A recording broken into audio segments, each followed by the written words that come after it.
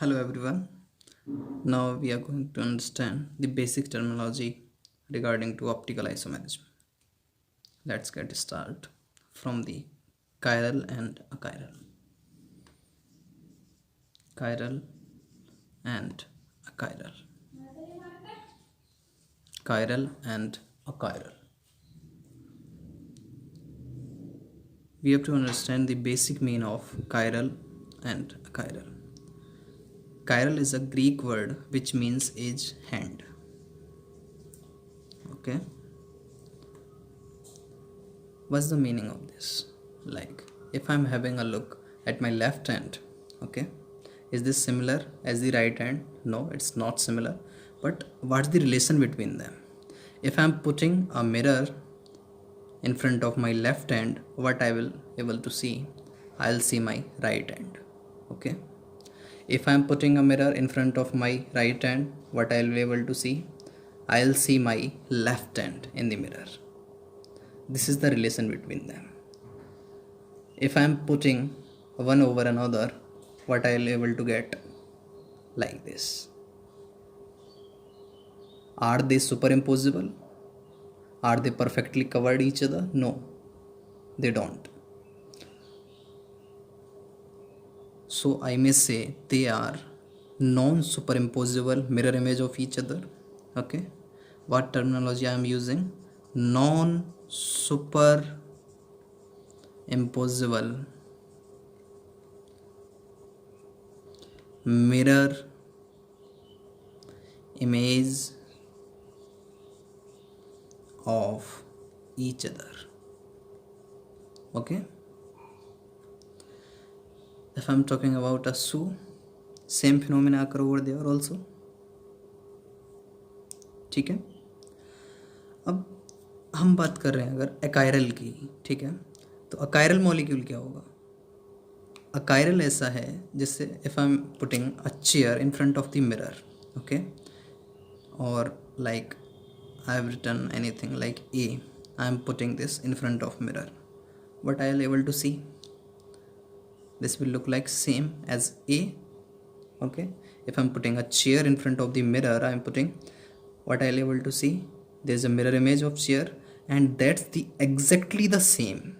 But in case of hand, that wasn't same. Left hand was like as right hand, and right hand was like as left hand in the mirror image. Okay. अब अगर मैं chair की बात करूं तो chair क्या है? एक दूसरे की एग्जैक्टली सेम है. और वो क्या है एक दूसरे के ऊपर? अगर मैं उन्हें एक चेयर के ऊपर जो मिरर इमेज है उसको पुट करूं तो क्या मिलेगी मेरे को? Super imposable mirror image. Okay. तो इस तरह के ऑब्जेक्ट जो नॉन सुपर इम्पोजिबल हैं mirror image of each other, इनको हम बोलते हैं कायरल ऑब्जेक्ट. और जो सुपर इम्पोजिबल हैं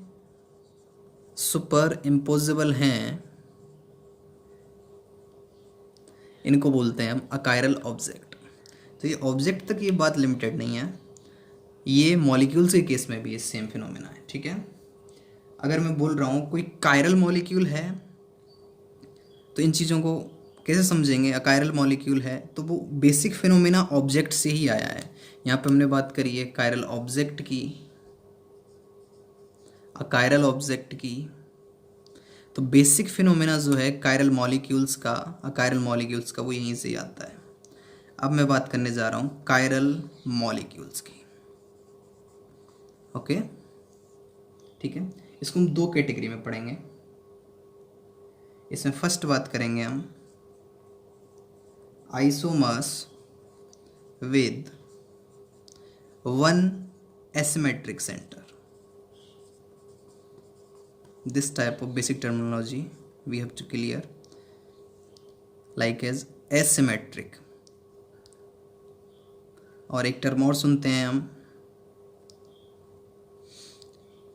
एसिमेट्रिक, डायसिमेट्रिक, और हम टाइम टू टाइम इन सबको क्लियर करते जाएंगे. ठीक है. तो isomers with one asymmetric centre, कहने का क्या मतलब है? इस बात को हम कहना चाह रहे हैं अगर, तो क्या मतलब है इस बात का? और इन सब में हम कायरलिटी की बात करेंगे.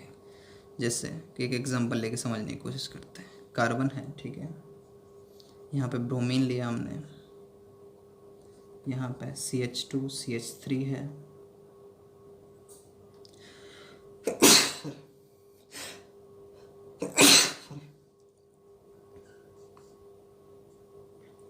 यहाँ पे CH3 है, यहाँ पे H है। अगर मेरे को इसको मिरर के सामने पुट किया और मिरर में देखना है तो मिरर में क्या दिखेगा हमें बताओ? मिरर में दिखेगा C है, ये Br ऐसा का ऐसा ही है, ठीक है। तो ये हमने किस तरीके का रिप्रेजेंटेशन दिखाया है मॉलिक्यूल का? वेज डैश रिप्रेजेंटेशन, ठीक है। ये अबव द प्लेन को इंडिकेट कर रहा है, ये बिलो द प्लेन को इंडिकेट कर रहा है, और ये इन द प्लेन में है Br और CH2 CH3। ओके, यहाँ क्या मिलेगा हमें? H दिखाई देगा, ठीक है। ये CH3 है और CH2 CH3 है। समझ सकते हैं क्या कह रहे हैं यहाँ पे हम? कि एक एसिमेट्रिक सेंटर वाला हमने एक मॉलिक्यूल लिया है और उसकी प्रॉपर्टी क्या है कि वो एग्जिस्ट कर सकता है 2 स्टीरियो आइसोमर्स में, जो कि क्या हैं? एक दूसरे के एनालॉगस। एनालॉगस मीन टू से जैसे हमारे लेफ्ट हैंड और राइट हैंड थे, उसी तरीके से ये जो एसिमेट्रिक सेंटर वाला मॉलिक्यूल है ये एग्जिस्ट कर रहा है 2 फॉर्म में, जो क्या हैं? एक दूसरे के एनालॉगस हैं, ठीक है। Like as left and right hand, like if I am considering it as a left hand and this is the right hand, ठीक है। अब इनकी खास बात क्या है? ये एक दूसरे की क्या है? ये एक मिरर इमेज है, ठीक है, और ये non super imposable mirror image है एक दूसरे की। समझ में आ रही है बात? तो मिरर इमेज हैं, क्लियरली विजिबल है हमें मिरर इमेज हैं, और क्या है? Non super imposable mirror image हैं एक दूसरे की। अब एक टर्म हम इनके लिए इस्तेमाल करते हैं पर्टिकुलरली कि ये एक दूसरे के क्या है? इनन्सियोमेरिक फॉर्म है। ये एक दूसरे के ये हैं क्या? बेसिकली ये इनन्सियोमर्स हैं, ठीक है। अब इनन्सियोमर्स क्या हैं? इनन्सियोमर्स हैं non super imposable mirror image of each other, ठीक है। इनन्सियोमर्स क्या हैं? Non super imposable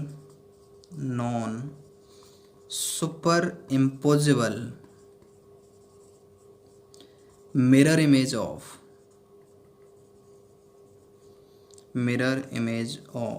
each other। Okay, ये क्या है?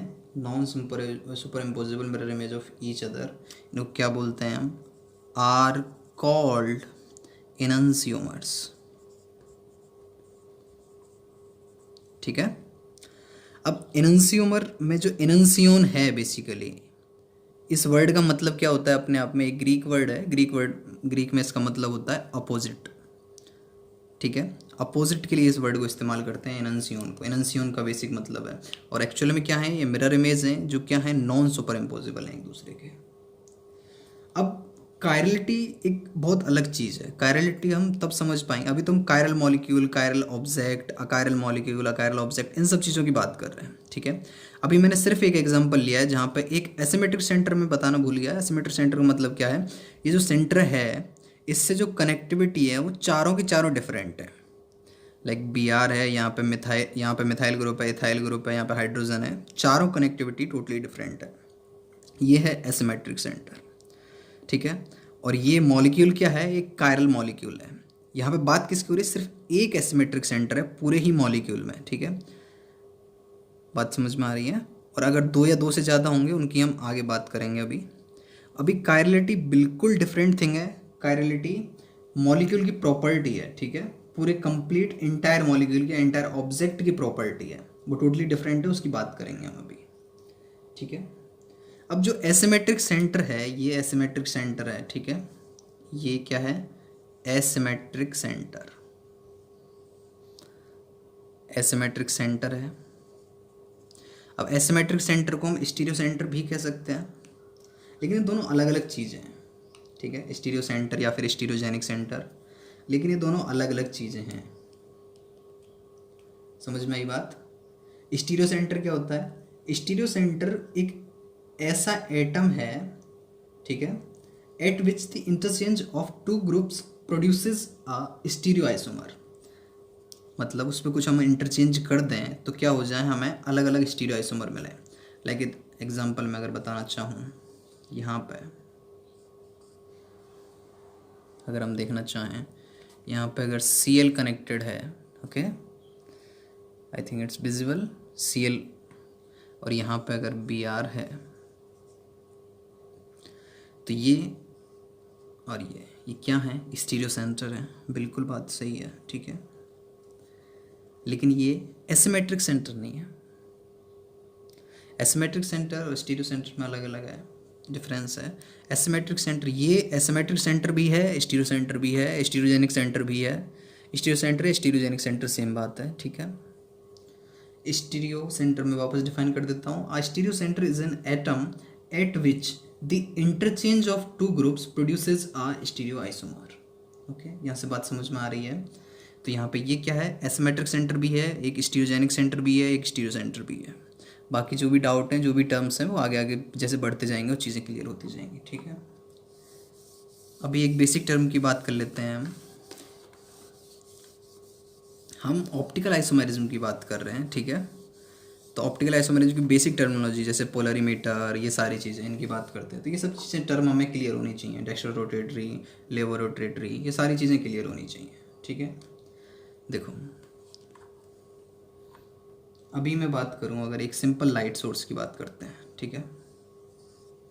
एक सिंपल लाइट सोर्स की बात हो रही है। इससे जो लाइट निकलेगी उसकी टेंडेंसी क्या होगी? वो हर प्लेन में प्रोपोगेट करेगी, ठीक है, हर प्लेन में वाइब्रेट करेगी उसका, ठीक है। अगर मैं इसको पोलरीमीटर से पास करा दूं, ये है हमारा पोलरीमीटर। पोलरीमीटर से पास कराने के बाद क्या हुआ? एक पर्टिकुलर प्लेन में ही ये प्रोपेगेट कर रही है, समझ में आई? एक पर्टिकुलर डायरेक्शन में, एक पर्टिकुलर प्लेन में ही ये प्रोपेगेट कर रही है। तो इसको हम बोलते हैं plane polarised light. Plane polarised light,